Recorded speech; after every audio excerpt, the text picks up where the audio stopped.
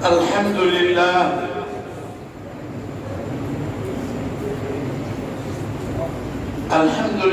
نحمده ونستعينه ونستغفره ونؤمن به ونتوكل عليه ونعوذ بالله من شرور أنفسنا ومن سيئات أعمالنا من يهده الله فلا مضل له ومن يضلل فلا هادي له ونشهد أن لا إله إلا الله وأشهد أن محمدا عبده ورسوله صلى الله تعالى عليه وعلى آله وأصحابه وأزواجه وذرياته وأهل بيته وأهل أجمعين إلى يوم الدين. أعوذ بالله من الشيطان الرجيم. لئن شكرتم لأزيدنكم ولئن كفرتم إن عذابي لشديد. قابل قدر حضرات اساتذہ کرام اور آج کی اس مجلس کے جڑے خوش نصیب وہ طلبا جنہوں نے اللہ کی مقدس کتاب کو اپنے سینوں میں سمیٹ لیا ہے، حفظ کر لیا ہے، یاد کر لیا ہے. سب سے پہلے تو میں حافظ ہونے والے تمام ہی خوش نصیب بچوں کو دلی مبارکباد دیتا ہوں اور دعا کرتا ہوں کہ اللہ ان سب کے سینے میں قرآن کو قیامت تک محفوظ فرمائے، ان کے والدین کے لیے کل قیامت کے دن تاج خوشی کا ذریعہ بنائے، ان کے اساتذہ اکرام اور مدرسے کے معاونین مخلصین کے لیے اللہ ان کی ذات کو صدقہ جاریہ بنائے. قرآن کریم اللہ کی مقدس کتاب ہے اور اس کتاب کے تعلق سے قرآن کا خود اعلان ہے اِنَّا نَحْنُ نَزَّلْنَا الذِّكْرَ وَإِنَّا لَهُ لَحَافِظُونَ. ہم نے قرآن کریم کو اتارا اور ہمیں اس کے حفاظت کرنے والے ہیں. قرآن کی حفاظت کا وعدہ اللہ نے کیا ہے.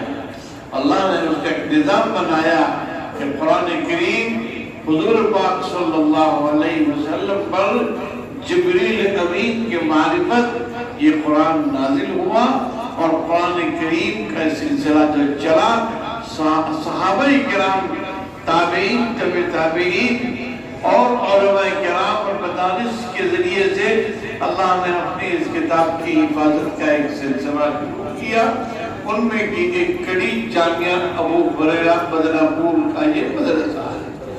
کتنے سال ہوئے اس مدرسے کو؟ 27 سال ہوئے ہیں اس مدرسے کے قیام کو. ابھی تک کتنے بچے حافظ بنے؟ 680 خوش نصیب طلبہ اس مدرسے جامعہ ابو ہریرہ سے حافظ قرآن بن کر نکلے ہیں. اللہ تعالیٰ ان سب کے سینے میں قرآن کو محفوظ فرمائے اور یہ سلسلہ چلتا رہے گا. یہ ختم ہونے والا سلسلہ نہیں ہے. مدارس امت کی امانت ہے. مدارس کے ساتھ یہ امت جب تک اپنے آپ کو وابستہ رکھے گی یہ مدارس اپنا کام کرتے رہیں گے. یہ مدارس میں آنے والے طلبہ یہ وہ لوگ کہلاتے ہیں جو آگے چل کر مسجدوں کے امام بنیں گے، جو مدرسے کے مدرس بنیں گے، جو خطیب بنیں گے، جو مقرر بنیں گے، مبلغ بنیں گے. یہ مدارس امت کی اہم ترین ضرورت ہے. امت جب تک ان مدرسوں کے ساتھ اپنے آپ کو وابستہ رکھے گی یہ امت خیر کے ساتھ رہے گی. اور جس وقت ہم ان مدرسوں سے اپنا منہ موڑ لیں گے تو سمجھ لیجئے کہ ہم اپنے اوپر ایک مصیبت کو دعوت دینے جا رہے ہیں. مدرسوں میں بچوں کو لانا، مدرسوں میں بچوں کو پڑھانا، مدرسے میں بچوں کو بھیجنا یہ ایک اہم فریضہ ہے. قرآن کریم نے عجیب انداز سے فرمایا وَبِالْوَالِدَيْنِ احسانا کہ ماں باپ کا احسان، ماں باپ کے ساتھ احسان سلوک. لیکن ماں باپ کے ذمہ جو سب سے اہم کام ہے وہ ہے اپنی اولاد کی تعلیم و تربیت. اولاد کی تعلیم و تربیت ماں باپ کا فریضہ ہے اور ماں باپ اس فریضے سے ہے جب تک اپنے آپ کو ملائے رکھیں گے اپنے بچوں کی تعلیم و تربیت ہوگی اور یہ سلسلہ قیامت تک چلتا رہے گا.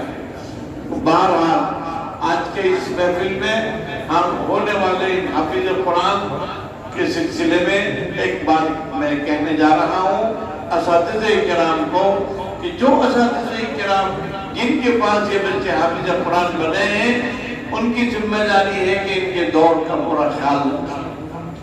قرآن کریم حفظ کر لینا یہ بھی اللہ کی بڑی نعمت ہے، لیکن اس کو یاد رکھنا، سینے میں محفوظ رکھنا یہ بھی ہماری ایک ذمہ داری. طالب علم کو چاہیے کہ وہ قرآن کریم کی تلاوت کا معمول بنائے. روزانہ اقل قلیل ایک طالب علم کو ایک پارہ اقل قلیل پڑھنا چاہیے. قرآن کریم 21ویں پارے کی پہلی سورت اعوذ باللہ من الشیطان الرجیم اتل ما اوحی الیک من الکتاب واقم الصلاة ان الصلاة تنہی عن الفحشاء والمنکر ولذکر اللہ اکبر. اتلو تلا یتلو تلاوت سے سرے عمل اتلو یہ حکم ہو رہا ہے جن پر قرآن نازل ہو رہا ہے. حضور پاک علیہ السلام کو اے نبی تلاوت کرو وَأُوحِیَ جس کی آپ پر وحی کی گئی ہے. جب قرآن جس پر نازل ہوا ان کو تلاوت کا حکم قرآن کر رہا ہے تو میں اور آپ اس سے زیادہ مستحق ہیں کہ ہم قرآن کی تلاوت کا ماحول بنائیں. مسجد اللہ کا گھر ہے، مسجد نماز کے لیے ہے، مسجد تلاوت کے لیے ہے، مسجد عبادت کے لیے ہے، مسجد دعا کے لیے ہے.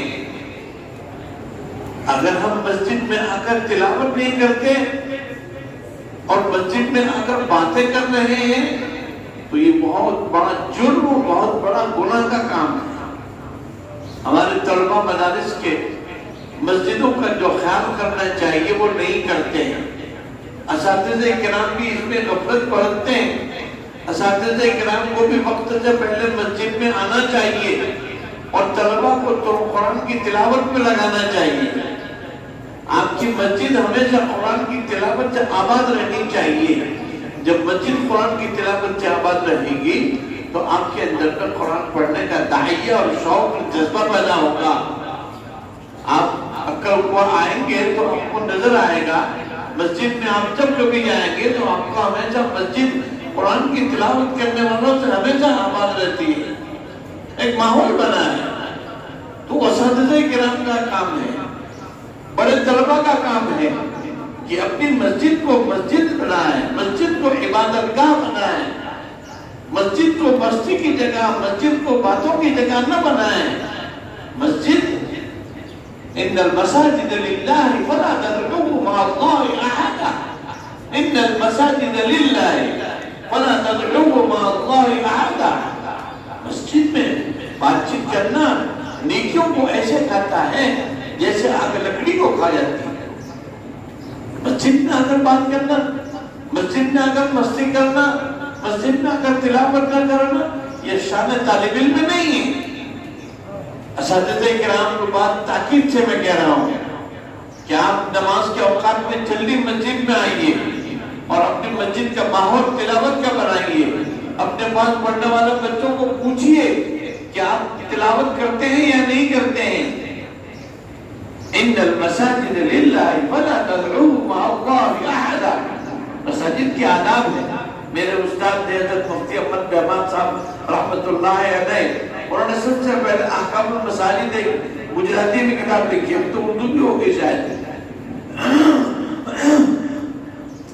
اس کتاب کے اندر میں آپ پڑھنے کی چیز ہے کہ مسجد کے کتنا احترام اور مسجد کا کتنا ادب ہونا چاہیے.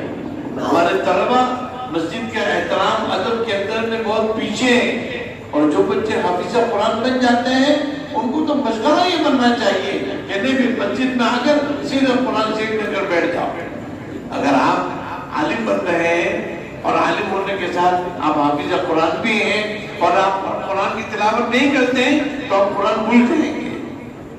آپ قرآن بھول جائیں گے اور قرآن بھولنا بھی ایسا ہوگا کہ آپ نماز بھی نہیں پڑھا سکیں گے.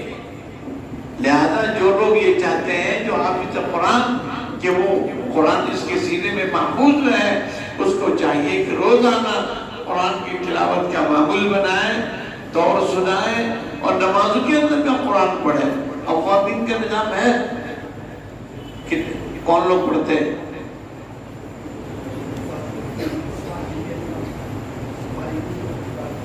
جو بچے فارغ ہو چکے ہیں حافظ جو ہے وہ اور شعبہ عالمیت، ان کی جو دو جوڑیاں ہیں ان پر نگران ہے اساتذہ، یہ ضروری ہے، بغیر نگرانی کی یہ کام نہیں ہوگا۔ اساتذہ کرام اس کی تاکید کریں، کیونکہ ہمارا یہ مدرسہ نہیں ہے، صرف مدرسہ نہیں، یہ تربیت گاہ بھی ہے۔ اگر ہم اپنے بچوں کی تربیت نہیں کریں گے تو یہ ہماری کمی ہے، یہ ہماری کوتاہی ہے۔ لہذا اساتذہ کرام چوکنے رہیں، اپنے طلباء کی، اپنے پاس پڑھنے والوں کی نگرانی کریں اور ان کی صحیح رہبری کریں اور ان کو صحیح بات بتائیں، ان کو نصیحت کریں اور ان کے ساتھ محبت کا معاملہ کریں، صاف صفائی ڈسپلین۔ طالب علم کے چہرے پر رونق آتی ہے، طالب علم کے کپڑے صاف ستھرے ہوں، وہ باوضو رہنے والا بنے۔ لا یمسہ الا المطہرون، قرآن پڑھنے والا ہمیشہ باوضو ہونا چاہیے۔ قرآن کریم کو نہیں چھو سکتے آپ بغیر وضو کے، لیکن اگر آپ نے اس کا اہتمام نہیں کیا، اساتذہ کرام کا کام ہے کہ طلباء کو اس کی بھی تربیت کریں کہ وہ باوضو رہے۔ جو باوضو رہتے ہیں ان کے چہرے پر انوارات ہوتے ہیں، جو باوضو رہتے ہیں وہ حقیقت کے اندر میں قرآن کریم کی دولت سے مالا مال ہوتے ہیں۔ بہرحال میں ابھی مسلسل 2 دن سے سفر میں ہوں، اور آج کا بھی دن ہے اور کل کا بھی دن ہے، ابھی 2 دن میرے سفر ہی چل رہے ہیں، اور یہ سفر قرآن ہے۔ سب جگہ الحمدللہ حفاظ کی تقریر اور درجہ حفظ سے فراغت ہونے والے طلباء کے اجلاس ہوئے۔ آپ کے ہاں حاضری ہوئی، بہت خوشی ہوئی کہ آپ کے نئے ناظم صاحب ہیں، اساتذہ تو پرانے ہیں لیکن ناظم صاحب نئے ہیں۔ ان کی نظامت میں یہ میرا پہلا پروگرام شاید ہے، پہلا پروگرام ہے۔ بہرحال آپ حضرات ان کی قیادت میں، ان کی سرپرستی میں کام کریں، اساتذہ کرام بھی مل جل کر کام کریں اور طلباء محنت سے کام کریں۔ اللہ تعالی ہم سب کو ان میں نافع عطا فرمائیں، اور اسی پر بات کو ختم کر رہا ہوں، دعا فرمائیں۔ اللہم صلی علی سیدنا و نبینا و شفیعنا و سندنا و مولانا محمد مبارک وسلم۔ اللہم انکا عفو کریم رحیم تحب العفو عنا یا کریم۔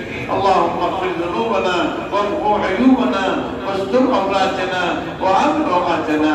اے اللہ، ان بچوں نے جو قرآن کریم حفظ کیا ہے، ان کے سینے میں قرآن کو قیامت تک محفوظ فرما، ان کے والدین کے لیے قیامت کی تاج پوشی کا ذریعہ بنا، ان کے خاندانوں کی مغفرت کا ذریعہ بنا۔ اے اللہ، تو رحم کا، کرم کا، فضل کا معاملہ فرما، ان بچوں کو عالم ربانی بنا، جو بچہ عالم بن رہے ہیں ان کو عالم ربانی بنا۔ اے اللہ، جو دنیات کے بچے ہیں ان کو قرآن کریم کی دولت سے مالا مال فرما، اخلاق کی بلندی عطا فرما، بد اخلاقی، بد کرداری، بد چلنی سے ہماری اساتذہ کی، ہمارے طلباء کی سب کی حفاظت فرما۔ اے اللہ، ہمارے اس ہاسپٹل میں جتنے لوگ بیچارے بیمار ہیں، مریض ہیں، ان کو شفا کاملہ عاجلہ مستقلہ مستقبل نصیب فرما۔ جامعہ کے ماتحت جتنے شعبے چل رہے ہیں تمام شعبوں کی آبیاری فرما، حاسدین کی حسد سے، فتین کے فتنوں سے ہمارے مدارس کی حفاظت فرما۔ اے اللہ، جو رحم کا، کرم کا، فضل کا معاملہ فرما۔ اے اللہ، جو لوگ دور دراز رہ کر ہمارے مدرسوں کا تعاون کرتے ہیں، ان کسانوں کے ذریعے جو غلہ دیتے ہیں، اے اللہ، ہمارے خصوصاً بدنپور کے دوست احباب جو ہمارے طلباء کے لیے اے اللہ تعاون کرتے ہیں، ان تمام تعاون کرنے والوں کو دور و جہان میں بہترین بدلہ عطا فرما۔ اے اکرم الاکرمین ہماری دعاؤں کو ان حروفات کی برکت سے قبول فرما۔ وصلی اللہ علی النبی الکریم وعلی آلہ واصحابہ اجمعین۔